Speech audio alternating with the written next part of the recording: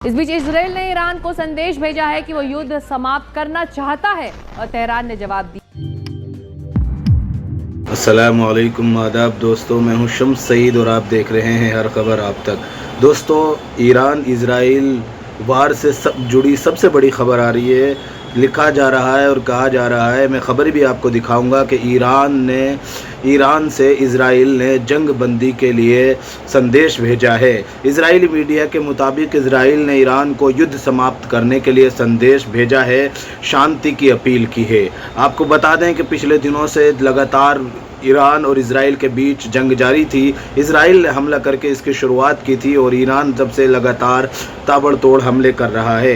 इसी बीच अमेरिका ने भी ईरान पर हमला किया था, लेकिन अब यह खबर आ रही है कि इजराइल ने घुटने टेक दिए और इजराइल ने ईरान से अपील की है कि वो युद्ध बंद करे और अमन शांति की और अपील की है और मुज़ाकरात की बात की है।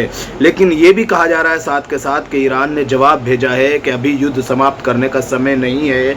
ईरान ने साफ कर दिया है कि जो कुछ किया है उसका नतीजा भुगतना होगा। अब देखते हैं युद्ध किस तरफ जाएगा। ये दोस्तों एनडीटीवी की खबर है और ईरानी मीडिया के मुताबिक ही एनडीटीवी चला रहा है। आप इस खबर को देखिए और समझिए कि किस तरह से इजराइल ने घुटने टेक दिए हैं ईरान के सामने और साफ तौर पर उन्होंने कहा है कि अमन शांति की अपील की है और संदेश भेजा है। इस बीच इजराइल ने ईरान को संदेश भेजा है कि वो युद्ध समाप्त करना चाहता है और तेहरान ने जवाब दिया है कि अभी समय नहीं आया है।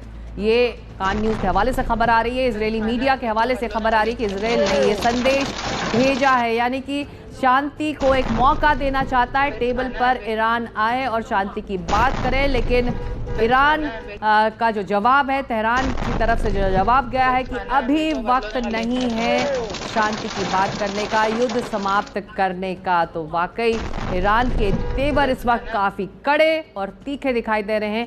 ख़ास तौर से अमेरिका की इस एंट्री के बाद ईरान कोई मौका अभी नहीं देना चाहता इजराइल को किसी तरह का कि शांति बहाली पर बात करने के लिए, एक टेबल पर आमने सामने बैठने के लिए। और मोहम्मद गजाली हमारे सहयोगी इसी मामले पर और ज़्यादा जानकारी दे रहे हैं। गजाली, पेशकश हुई है लेकिन ठुकरा दी गई है जो है हर तरफ से हो रही है, ना सिर्फ यूएस की तरफ से बल्कि इजराइल की तरफ से, पश्चिमी देशों की तरफ से कि इस लड़ाई को रोका जाए। और कल जो है ईरान ने स्वीडन के जो राजनयिक उनके यहाँ पोस्टेड थे, स्वीडन के जो एम्बेसडर थे तेहरान में, उनके ज़रिए यूएस को एक चिट्ठी भिजवाई थी कि जो भी यूएस ने किया है वो गलत है, अंतर्राष्ट्रीय कानून का उल्लंघन है।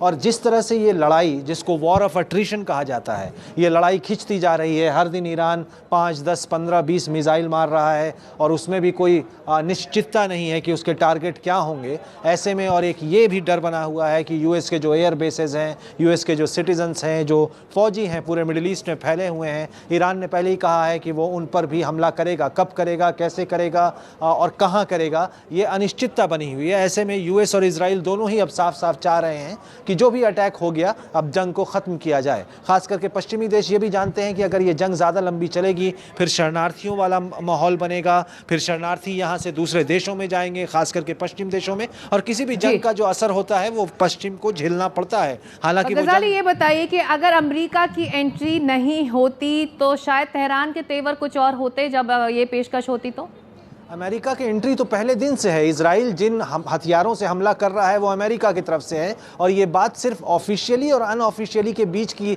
का फ़र्क है कि अमेरिका इस वॉर में कूद गया, अमेरिका इस वॉर में प्रवेश कर गया, क्योंकि कल अमेरिका ने अटैक किया खुद के वेपन्स के साथ, खुद के फाइटर जेट्स के साथ। लेकिन शुरुआत के पहले दिन से ही इजराइल के पास जितने हथियार जनरली आते हैं वो अमेरिका से ही आते हैं। और ऐसा नहीं है कि अमेरिका नहीं आता तो जंग लंबी नहीं खिंचती, क्योंकि इस लड़ाई की तैयारी तो ईरान भी 40 साल से कर रहा है।